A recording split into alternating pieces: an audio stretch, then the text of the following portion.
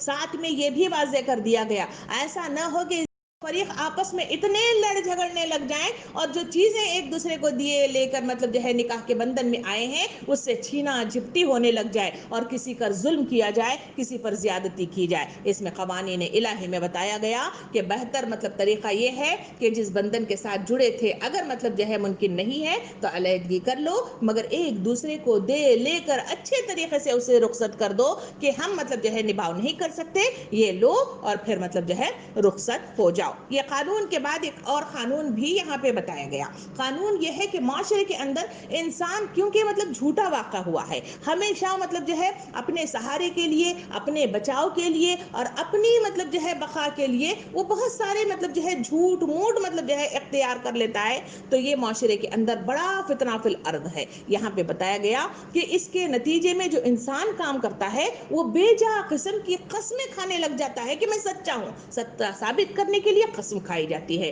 कसम का मतलब ये है कि वो मतलब जो है साबित करता है कि मैं बिल्कुल सच्चा हूँ, और इसके लिए कभी माँ की कसम खाता है, कभी खुदा की कसम खाता है, कभी चीज़ों की कसम खाता है। तो यहाँ पे मतलब जो है बाकायदा तौर पर कसम के क़वानीन मतलब जो है वाज़ेह किए गए कि बेजा किस्म की मतलब जो है जो कसमें हैं अल्लाह रब्बुल आलमीन इससे पकड़ करेगा और इसे मतलब जो है पूछ गूछ होगी। फिर कहा गया कि अगर कोई ऐसी भी कसम खा लेता है कि मैं औरतों से कोई ताल्लुक नहीं रखूंगा, कहा गया कि गलत किस्म का कानून है और गलत किस्म की कसम है। जो इंसान इस तरह के काम लेते हैं उन्हें ऐसा कोई मतलब जो है कसम खाने की इजाजत नहीं, इसकी पकड़ है और इसके क़वानीन तफसील के साथ इसमें बयान किए गए। इसके बाद एक और भी मतलब जो है कानून, आखिरी कानून इसमें बयान किया गया, और ये कानून ये था कि हराम माल खाने की, क्योंकि माल मतलब जो है इंसान की सबसे ज्यादा अट्रैक्टिव चीज है। इसके नतीजे में हुजूर सल्लल्लाहु अलैहि वसल्लम ने हदीस मुबारका में इरशाद फरमाया कि ज्यादा से ज्यादा माल हासिल करने की धुन ने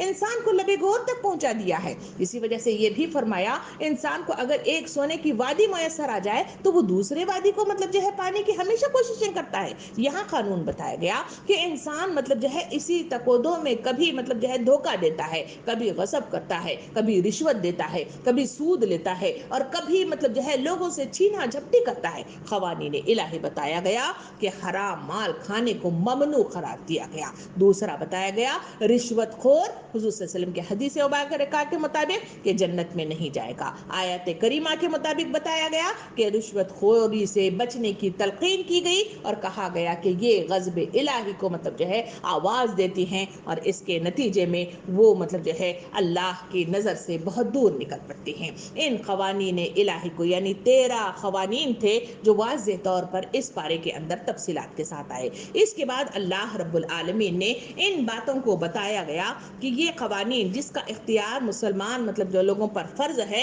मगर मुसलमानों का ये हाल है कि उन्होंने नेकी को समझ लिया है कि नेकी क्या है। लोग तसव्वुर करते हैं, इस बारे में बताया गया कि कुछ ज़ाहिरी काम है जिसकी इत्तबा के नतीजे में वो समझते हैं कि हम मतलब जो है नेकी को पहुंच गए हैं, मगर हकीकत में अल्लाह रब्बुल आलमीन इस पारे के जरिए से वाज़ेह बताया कि नेकी असल में क्या है। बताया, पहली चीज बताई कि नेकी ये है कि रिश्तेदारों को जोड़ना है, इनके साथ खता रहमी नहीं करनी है। नंबर दूसरा बताया कि नेकी ये है कि खुदा से डर कर अपनी जिंदगी मतलब जो है गुजारना है। हदीस के मुताबिक इस तरह जिंदगी गुजारो जैसे खुदा तुम्हें देख रहा है, या इस तरह जिंदगी गुजारो कि तुम खुदा को देख रहे हो। ये वो डर है जो इंसानों को मतलब जो है नेकी की तरफ उभारता है और इंसान को बंद बांधने पर, रुक जाने पर मजबूर करता है। ये नेकी है। तीसरा कानून बताया गया कि नेकी ये है कि अल्लाह के रास्ते में खर्च किया जाए। खर्च जो करेगा अल्लाह रब्बुल आलमीन इरशाद फरमाता है कि उसके दिल से दुनिया की मोहब्बत और रग़बत दूर हो जाएगी और वो अल्लाह का मुक़र्रब तरीन बंदा बन जाएगा। तीसरा मतलब जो है चौथा मतलब बताया गया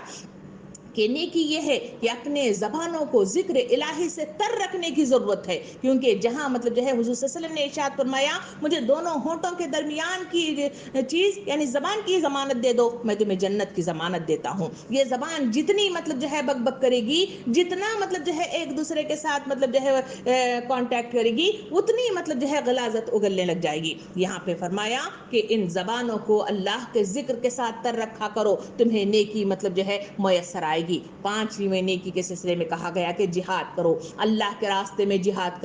کیا کرو، اللہ کے راستے میں اپنی جان کو بچا کر نہیں بلکہ اسے قربان کر دیا کرو، اس کے عوض تم شہید کے مرتبے پر پہنچے گے، اور شہید مطلب جو ہے ایک افضل ترین موت ہے جو اللہ کی نظر میں قابل مطلب جو ہے ستائش ہے۔ پھر مطلب جو ہے چھٹی چیز مطلب جو ہے بتائی گئی کہ نیکی یہ ہے کہ ایک دوسرے کی مدد کیا کرو، جو بھی ضرورت پڑے اس کے آگے مطلب بڑھ کر اسے مدد کیا کرو، انسانوں کے دلوں میں جو ہے گھر کر جاؤ گے، ان سے محبت مطلب جو ہے وجود میں آئے گی اور لوگ ایک سیسا پلائی ہوئی دیوار بن جائیں گے۔ پھر اس میں کہا گیا کہ نماز کو قائم کرو، یعنی نماز کا قائم کرنا یہ ہے کہ نمبر 1 پڑھنا، نمبر 2 کہا گیا کہ اللہ کے دین کا نفاذ ہے، نمبر آخری اس میں مطلب جو ہے نیکی کے سلسلے میں بتایا گیا کہ عہد کو پورا کرو، جو عہد جو وعدہ کیے ہو اس کو پورا کیا کرو، معاشرے کے اندر فتنہ فی الارض مطلب جو ہے رونما ہونے سے تم بچ جاؤ گے، فساد فی الارض ہونے سے تم بچ جاؤ گے۔ یہ نیکی کے کام ہے، ایسا نہیں ہے کہ ظاہری مطلب جو ہے چال ڈھال، ظاہری مطلب جو ہے لباس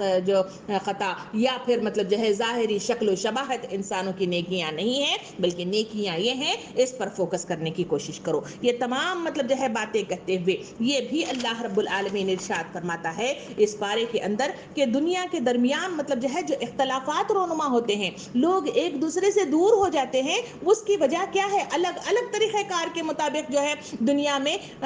دین کو سمجھنے اور اس کو پھیلانے کا اور اسے اختیار کرنے کا ایک الگ الگ طریقہ اس میں وجود میں آیا ہے۔ اس پارے کے اندر باقاعدہ بتایا گیا اس کی وجہ یہ ہے کہ جس کو علم دیا گیا تھا، نمبر 1 چیز یہ ہے کہ وہ مطلب جو ہے علم کو دوسرے لوگوں پر صحیح مطلب جو ہے انداز میں اسے پہنچانے کی کوشش نہیں کرتے۔ دوسرا مطلب اس میں بتایا گیا کہ علم باقاعدہ طور پر اللہ رب العالمین نے اس کی تکمیل کر دی ہے، تمہارے درمیان قرآن اور سنت رسول موجود ہے، جو اس کو تھامے گا کبھی گمراہ نہیں ہوگا۔ اس حدیث کے مصداق میں اس مطلب آیت میں کہا گیا جو اس قانون کو مطلب جو ہے پالن نہیں کرتے تو وہ علم کے مطلب جو ہے لوگوں تک نہ پہنچنے اور اس کی مطلب جو ہے صحیح معلومات نہ ہونے کی وجہ سے دنیا کے اندر معلومات غلط قسم کے پہنچ جاتے ہیں اور اختلافات اور بدعات دنیا میں وجود میں آتے ہیں۔ اس کے ساتھ یہ بھی مطلب جو ہے ساتھ ساتھ بتایا گیا کہ یہ سب باتیں بتانے کے بعد زندگی کی شاہراہ میں انسانوں کو بہت ساری آزمائشوں کا سامنا کرنا پڑتا ہے، اور اس آزمائشوں کے نتیجے میں انسان پریشان حال اٹھتا ہے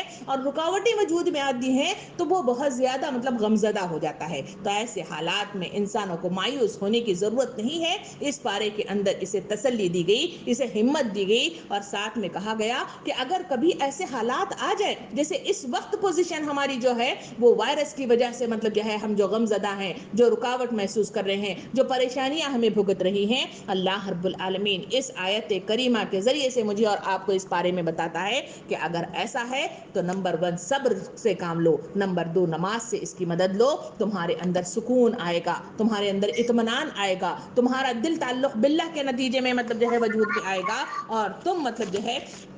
اللہ کے قریب آ جاؤ گے اور اللہ تمہاری دعاؤں کو سنے گا۔ یہ کہہ کے اللہ تعالیٰ نے ایک اہم مطلب جو ہے اس میں بات بتائی، وہ یہ ہے کہ اگر تمہیں ایسی مصیبتیں آ جائیں، پریشانیاں آ جائیں، تو یہ کلمہ اپنے زبان سے بار بار اس کا ورد کرو، اور وہ مطلب جو ہے کلمہ ہے ان للہ و ان الیہ راجعون۔ ہمیشہ ہماری زندگی کے قوانین کے اندر یا ہماری زندگی کے اندر اس لفظ کا استعمال یا اس جملے کا استعمال ہمیشہ انسان کے مرنے کی خبر آنے کے بعد دیا جاتا ہے، مگر قانون الہی اس بارے کے اندر باقاعدہ طور پہ یہ ہمیں بتاتا ہے کہ یہ مطلب جو ہے مصیبت آنے پر، پریشانیاں آنے پر، رکاوٹیں آنے پر انسان مطلب جو ہے بہت زیادہ غم زدہ ہونے کے نتیجے میں یہ الفاظ ادا کرو، اس کا ترجمہ یہ ہے کہ ہم اللہ ہی کے ہیں اور اللہ ہی کی طرف پلٹ کر ہمیں جانا ہے۔ تو یہ مطلب جو ہے باقاعدہ طور پر یہ بتا کر اس میں ایک مطلب جو ہے مثال کے ساتھ اس کا مطلب اختتام کیا جا رہا ہے، اور وہ مثال یہ ہے بارش کی مثال کہی گئی کہ بارش مطلب جو ہے جس طرح مطلب جو ہے زمین کو سیراب کرتی ہے،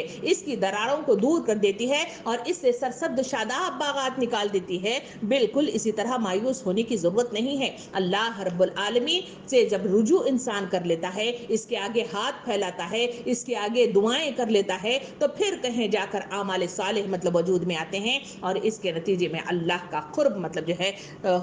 مل جاتا ہے، اور اس کے نتیجے میں بندہ سکون اور اطمینان حاصل کرتا ہے۔ یہ تمام باتیں یہ قوانین الہی کو سامنے رکھنے کے بعد آخر میں اس پارے کا اختتام ایک واقعے کے ذریعے سے کیا گیا ہے، اور وہ واقعہ ہے حضرت موسیٰ علیہ السلام کے قوم یعنی بنی اسرائیل کی قوم جالوت، طالوت اور داؤد سلیمان کا واقعہ اس میں بیان کیا گیا ہے۔ اس میں مطلب جو ہے بنی اسرائیل نے تقاضا کیا کہ ہمیں ایک بادشاہ کی ضرورت ہے، تو اللہ رب العالمین نے ان میں سے وہ تصور کرتے تھے کہ ہم میں سے ہی کوئی خلیفہ مطلب بنا لیں گے، مگر اس وقت کے بعد جو نبی تھے شموئیل نبو تھے نہ، انہوں نے ایک مطلب جو ہے اللہ کے حکم سے ایک مطلب جو ہے ان کا بادشاہ بنایا۔ اس بادشاہ نے ایک مطلب طریقہ کار کے ذریعے سے انہیں ان کا کھویا ہوا صندوق تک دلایا، اور ان میں سے ایک مطلب جو ہے شخص مطلب جو ہے وجود میں آیا، وہ داؤد علیہ السلام تھے۔ یہ تفصیلات مطلب جو ہے اس میں بتائی گئی، اور واقعے کو مطلب جو ہے تفصیل کے ساتھ بتایا گیا۔ اس واقعے کو بتانا کہانی کی شکل میں مجھے اور آپ کو بتانا نہیں ہے، بلکہ اس میں جو واقعات اس میں بتائے جاتے ہیں اس کی وجہ دراصل یہ ہے کہ بنی اسرائیل کی وہ خطا کاریاں بتائی جا رہی ہیں جو وہ سرکشی کیا کرتے تھے، وہ دغا بازیاں کیا کرتے تھے، وہ مکاریاں کیا کرتے تھے، وہ اپنے مطلب جو ہے طریقے سے مطلب جو ہے چال بازیاں کے ذریعے سے مطلب جو ہے اللہ کے قوانین کو گھمانے کی کوشش کیا کرتے تھے۔ کیونکہ سورہ فاتحہ جو ابتدائی دیس میں ہے، ہم مطلب جو ہے یہ اس میں کا ایک دعا ہے کہ اے اللہ ہمیں ایسے لوگوں میں شمار نہ کر جو بھٹکے ہوئے اور معتوب ہیں۔ وہ کون ہیں؟ بنی اسرائیل کا تذکرہ کیا گیا کہ بنی اسرائیل وہ قوم جو اس طرح سے ذلیل و خوار ہو گئی، جو اللہ کی نظروں میں اس کے پاس بے پناہ مطلب جو ہے انبیاء کرام آئے، مگر پھر بھی وہ ذلیل و خوار ہوتی رہی۔ اس کے پاس مطلب قوانین الہی کے لیے مختلف کتابیں آتی رہیں، وہ مطلب ذلیل و خوار ہوتی رہی۔ ایسی قوم کی مطلب جو ہے اتباع اور ایسی قوم کے طریقہ کار کو اپنانے کے نتیجے میں تم بھی یعنی آپ اور میں بھی مطلب اللہ کے مغضوب شدہ بندوں میں شمار ہو سکتے ہیں۔ تو یہ مطلب جو ہے آخری حصہ اس میں بتاتے ہوئے مجھے اور آپ کو تلقین کی جا رہی ہے کہ اللہ کے دین کے خاطر اٹھ کر کھڑے ہونے والے اللہ کے قوانین کا پالن کرنا شرط اول ہے، ان قوانین کی اتباع کرنا شرط اول ہے۔ ان قوانین کو جو توڑیں گے وہ تباہ و برباد ہوں گے، معاشرے کو بھی مطلب جو ہے پریشانی مبتلا کریں گے، اور ہم بھی پریشان ہوں گے اور کبھی سکون نہیں پائیں گے۔ دوسرا اس میں سبق جو دیا گیا وہ یہ ہے کہ مایوسی انسان کو مطلب جو ہے اچھی اور سوٹیبل نہیں ہے۔ اس کے لیے بارش کی مثال کے ذریعے سے واضح کیا گیا کہ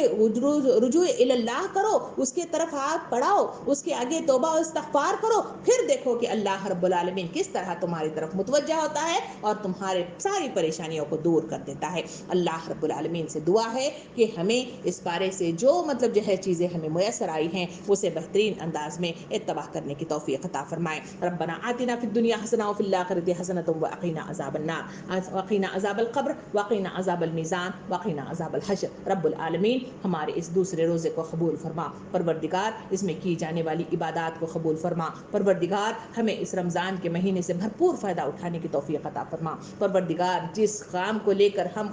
اس خلاصے کے ذریعے سے لوگوں کے دلوں میں اور اپنے دلوں میں ہم قانون الہی کو بٹھانا چاہتے ہیں، پروردگار اس کے اتباع کرنے والے بنا دے، صحابہ کرام کا سا رویہ اختیار کرنے والے بنا دے، اس پر جم جانے والے بنا دے، اس کی اتباع کرنے والے بنا دے، اس پر مطلب جو ہے لوگوں کو جمع کرنے والے بنا دے، لوگوں تک مطلب جو ہے ہماری زبانوں کو پرتاثر بنا دے تاکہ ہم ان کے دلوں تک پہنچ سکے۔ پروردگار ہدایت تو ہی دیتا ہے، پروردگار ہم تمام کو ہدایت دے دے۔ پروردگار مایوسی کفر ہے، رب العالمین ان مسائل کے دور میں، ان پریشانیوں کے دور میں، ان رکاوٹوں کے دور میں، ان لاک ڈاؤن کے نتیجے میں پروردگار ہم تمام کو صبر اور نماز سے مدد دینے کی توفیق عطا فرما۔ پروردگار برداشت کی قوت ہمارے اندر پیدا کر دے، رمضان کے ذریعے سے ہماری صلاحیتوں کو اجاگر کر دے، اس رمضان کے ذریعے سے ہمارے اندر کوٹ کوٹ کر نیکیوں کو بھر دے رب العالمین۔ پروردگار اس دسترخوان رمضان کے ذریعے سے بے پناہ انداز میں